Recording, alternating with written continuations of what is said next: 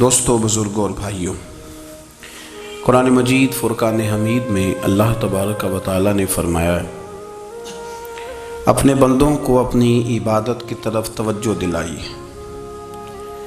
اپنے بندوں کے دلوں میں عبادت کا شوق، ذوق اور نظریہ پیدا فرمایا ہے۔ فرمایا یا ایھا الناس اعبدوا ربکم الذی خلقکم، اے ایمان والو، اے لوگو، اپنے اس رب کی عبادت کرو جس نے تمہیں پیدا کیا ہے، والذین من قبلکم، اور ان لوگوں کو بھی پیدا کیا ہے جو تم سے پہلے تھے۔ تمہیں عبادت کا نفع یہ ملے گا لعلکم تتقون، کہ تم پرہیزگار ہو جاؤ گے۔ عبادت اس لیے کرو کہ اللہ نے تمہیں پیدا کیا ہے، اور اس لیے کہ تم سے پہلے لوگوں کو بھی اللہ نے پیدا کیا ہے۔ اور پھر ارشاد فرمایا کہ الذی جعل لکم الارض فراشا،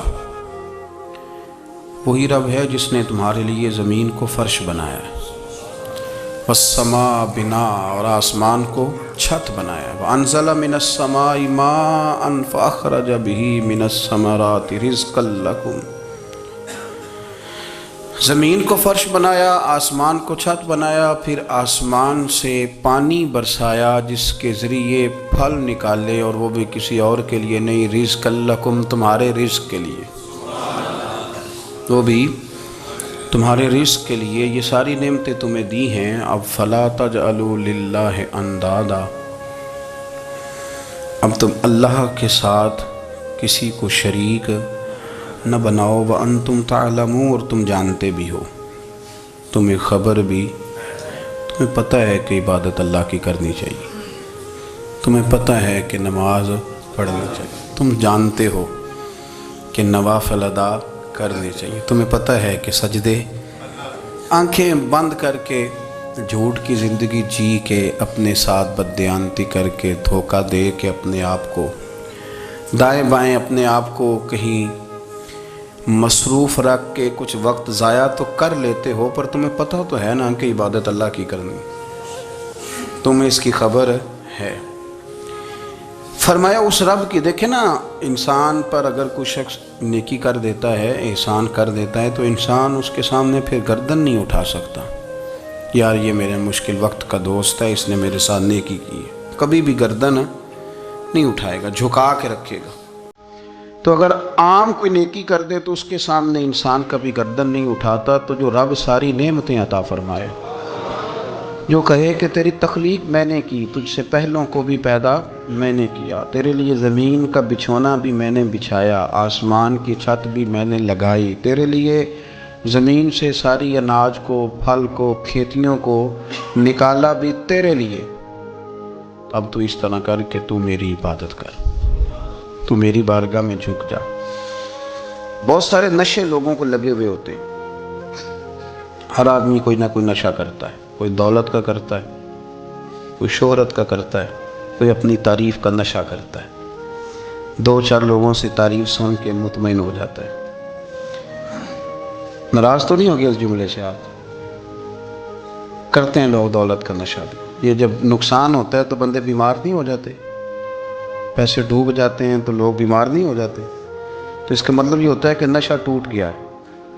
اب بہک ہوئے ہیں نا تھوڑے سے تو کانپتے ہیں، تڑپتے ہیں، پریشان، نشہ ہی اسی طرح ہی کرتا ہے نا، نہیں ملتا تو پریشان ہوتا ہے۔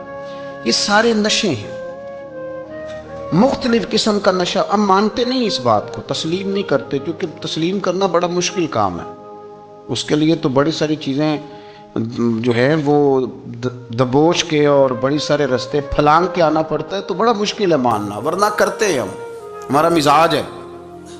یہ گھومنے پھرنے کا، دنیا دیکھنے کا بھی ایک نشہ ہے، یہ بہت ساری باتیں کرنے کا بھی ایک نشہ ہے، گپ شپ کا بھی ایک نشہ ہے، دو چار لوگوں کی جب تک پگڑیاں نہ کھول لیں بعض لوگوں کو نیند نہیں آتی، یہ غیبت کا، چغلی کا، بددیانتی کا، یہ بھی ایک نشہ ہے۔ اس پر ملا رومی رحمۃ اللہ نے بڑا کلام لکھا ہے، وہ کہتے ہیں مانگ کے کھانے کا بھی نشہ ہے،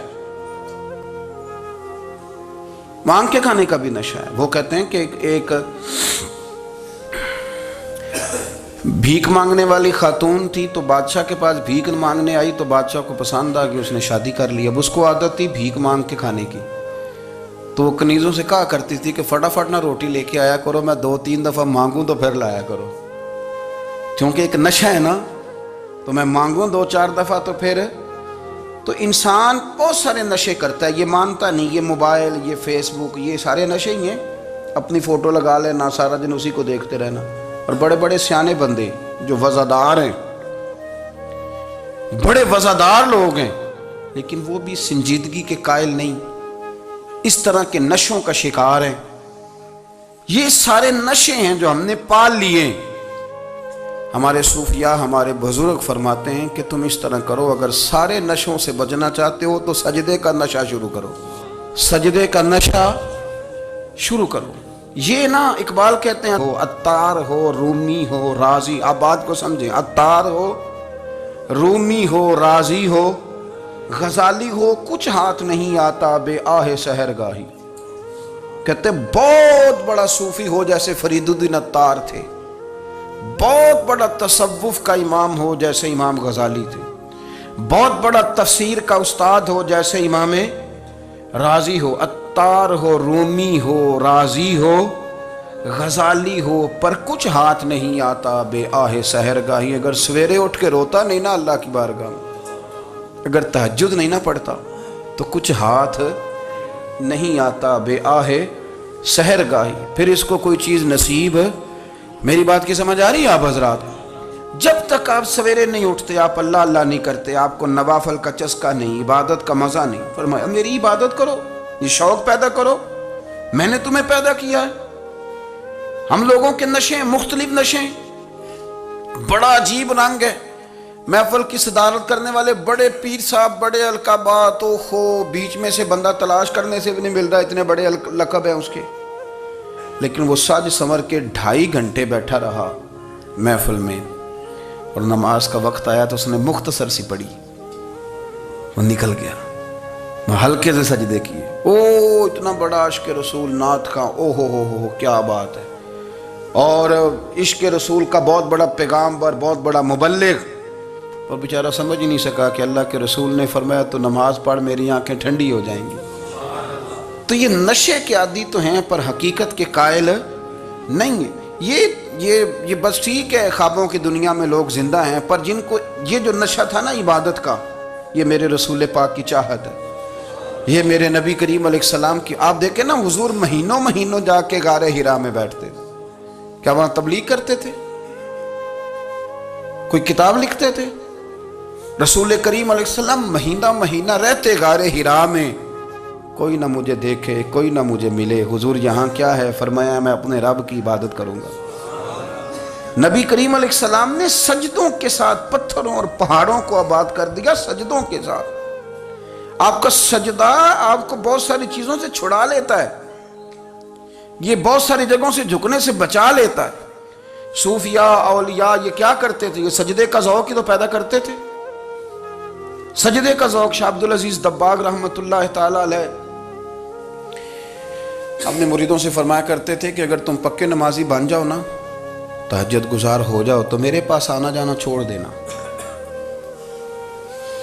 عرض کی حضور کیوں؟ فرمایا میں تمہارے اور رب رسول کے راستے میں رکاوٹ نہیں بننا چاہتا، اب میرا مقصود ہے تمہیں وہاں تک پہنچانا، جب پہنچ گئے تو پھر میری ضرورت ختم ہو گئی۔ ہاں کبھی وسوس آئے، شک پیدا ہو، تکلیف ہو تو آنا، ورنہ میں نہیں چاہتا کہ میں رکاوٹ بنا رہوں۔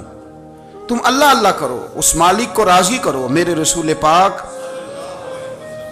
علیہ وسلم نے فرمایا بندہ اللہ کے سب سے قریب اس وقت ہوتا ہے جب وہ سجدے کی حالت میں ہوتا ہے۔ کس کے قریب ہوتا ہے؟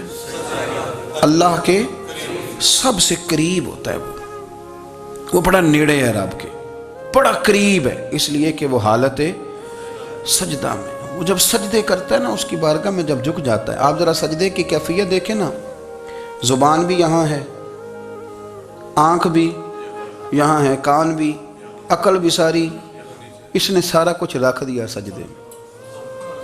آپ وہ کبھی پیچھے جائیں تو دیہاتوں میں کہا جاتا تھا ناک سے نکیریں نکالو، بہت بڑی سزا ہوتی تھی نا، ناک سے نکیریں نکالو، بڑی سزا ہوتی تھی۔ تو اس نے کہا مالک مجھے کسی نے کہا نہیں، پر دیکھنا میں نے رکھ دی ساری عقل سجدے میں، اور رکھ کے کہا کیا؟ سبحان ربی یا اللہ، اللہ میں پست ہوں تو اعلیٰ ہے، اللہ تو میرا رب ہے اور تو سب سے اعلیٰ اتنا۔ اور فرمایا جب یہ اس کیفیت میں ہوتا ہے تو پھر یہ اپنے رب کے قریب ہوتا ہے۔